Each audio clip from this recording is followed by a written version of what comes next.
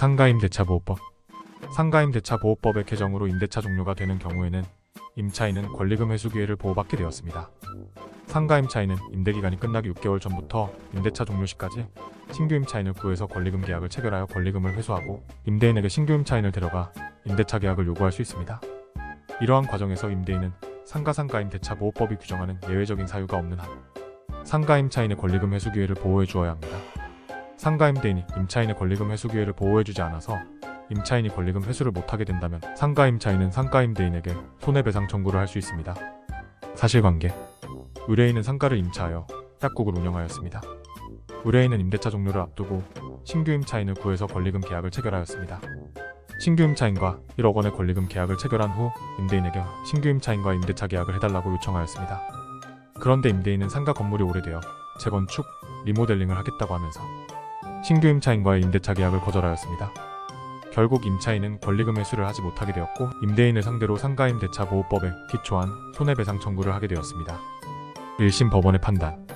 의뢰인은 1심 재판은 다른 변호사님을 통해 진행했고 그 결과 권리금 상당의 손해배상 청구가 기각되어 패소하였습니다. 그래서 저희 사무실을 찾아서 2심을 진행하게 되었습니다. 1심 내용을 정리해보면 다음과 같습니다.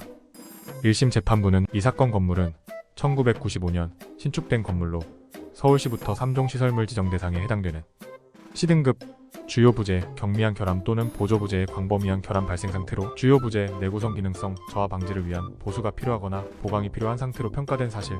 임대인은 2020년 8월경 건물 안전 및 건물 사용자 편익 개선을 위해 증개축 및 리모델링을 하겠다는 의사를 표시한 사실. 임대인은 2020년 11월경 건축사 사무소에 증축, 배수선 개발 사업 타당성에 대한 검토를 의뢰한 사실이 인정된다.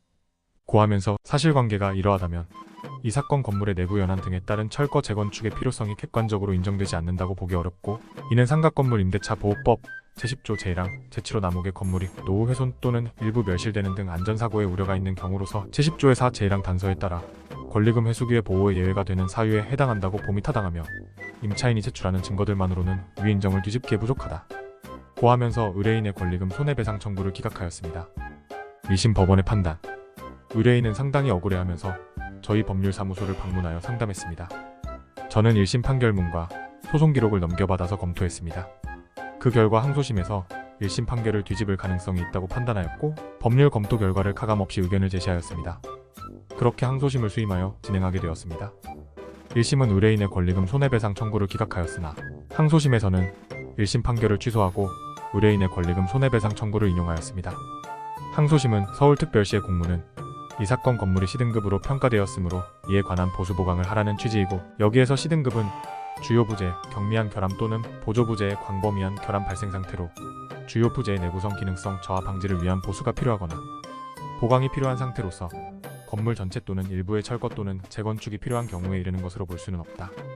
고하면서 임대인은 이 사건 건물의 다른 호실을 신규로 임대하고 있는 사실을 더하여 이 사건 건물이 노후 훼손 또는 일부 멸실되는 등 안전사고의 우려가 있는 경우에 해당하여 임대인이 이 사건 건물의 전부 또는 대부분을 철거하거나 재건축하기 위하여 목적 건물의 점유를 회복할 필요가 있는 경우에 해당한다고 보기 어렵다.